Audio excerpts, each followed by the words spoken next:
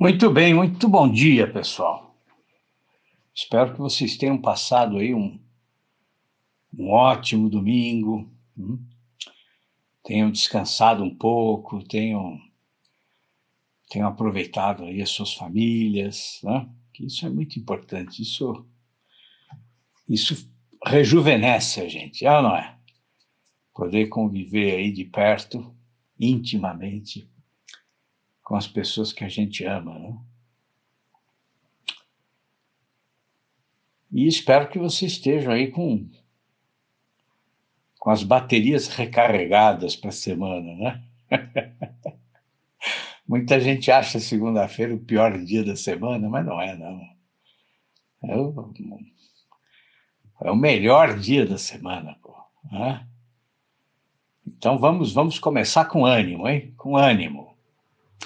Olha, o que eu queria falar com vocês hoje ainda tem relação com o vídeo de sexta-feira, em que eu falo sobre a questão da retórica, né? Mas por que eu quero insistir um pouquinho nesse assunto ainda hoje? Porque eu fico lendo os comentários, né, de muitos de vocês e as dúvidas que alguns de vocês colocam lá nos comentários. Alguns, inclusive, citam certos autores, né, querendo saber se esse ou aquele autor pode ou não ser incluído entre os escritores retóricos, né? Bom, e assim, mas lendo todos aqueles comentários, eu tenho a impressão de que muita gente não entendeu o que eu quis dizer, tá? Quando eu falo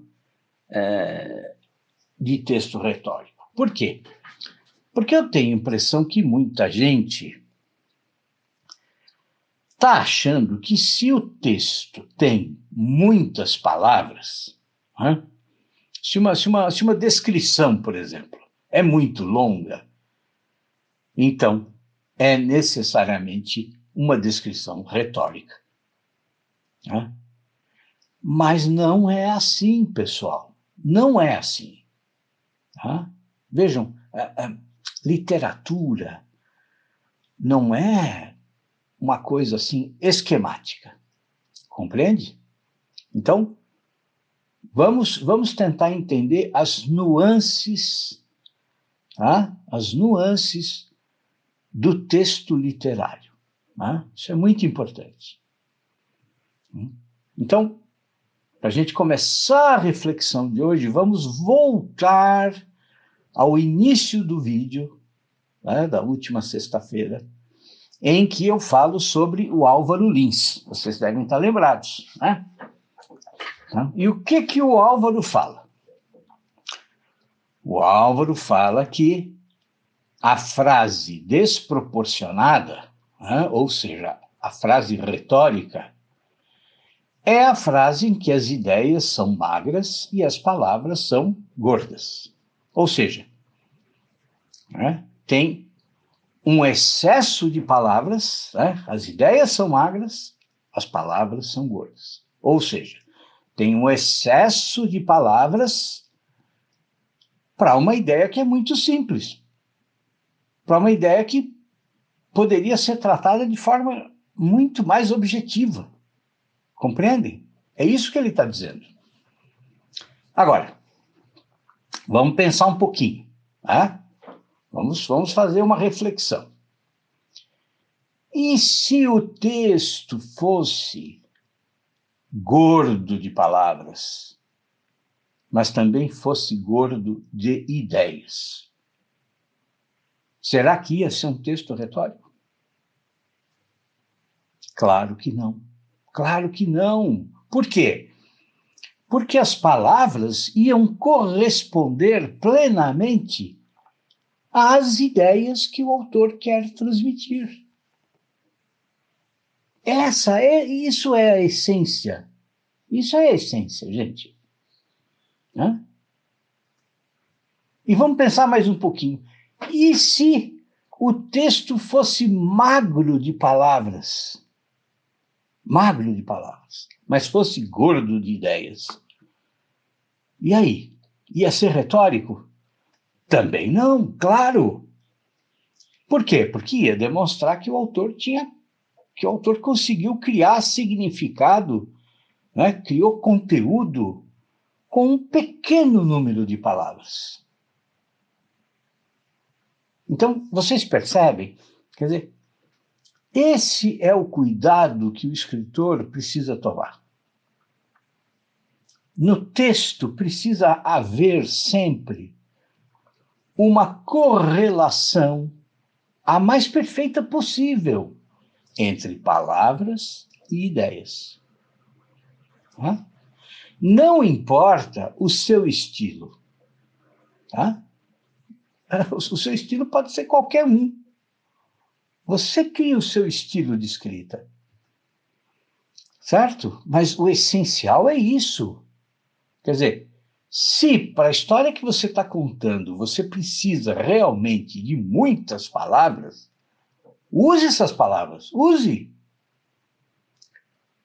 Mas use com a certeza absoluta de que elas realmente são necessárias. Entenderam? Então, assim, pelo amor de Deus, não fiquem enchendo linguiça. Essa, essa, é, a, essa é a síntese da história. Tá? Mas eu quero ajudar vocês a que vocês compreendam mesmo isso. Tá? Então, assim, vamos pensar em dois exemplos bem diferentes. Dois exemplos, assim, dois autores de estilos completamente opostos. Completamente. Tá? Então, assim, peguem um conto do Ernest Hemingway, tá? E peguem um conto do Henry James. Tá? São dois autores de língua inglesa, os dois nasceram nos Estados Unidos, em épocas diferentes, e têm estilos completamente diferentes. Completamente diferentes. O Hemingway é gordo de ideias, tá? E magro de palavras. Aliás, eu diria que o Hemingway não é nem magro de palavras, ele é esquelético. É magérrimo, tá? Agora, já o Henry James, não. O Henry James é gordo de ideias, mas ele muitas vezes é bem obeso de palavras. Tá? Quase sempre ele é um gordinho de palavras. Mas às vezes ele é bem obeso. Tá? Agora, gente, os dois são geniais. Tá? E assim, como eles, há uma infinidade de exemplos na literatura. Tá certo? Então fica essa sugestão para vocês fazerem esse exercício. Comparar os dois. Comparar os estilos. Tá? E perceber o seguinte, tanto num como no outro, tanto no Hemingway como no Henry James, as palavras correspondem com perfeição às ideias que eles querem transmitir. Tá? As ideias que são fundamentais para eles criarem lá a trama, né, a história que eles querem criar. Tá certo? Então é isso. Essa é a nossa reflexão para a gente começar a semana. Tá bom? Então, espero que vocês aí tenham coragem para abandonar a retórica vazia, tá? Para abandonar o texto que é gordo de palavras, mas é muito magrinho de ideias. Tá bom? Um abração para vocês e até amanhã sem falta. Tudo de bom, pessoal.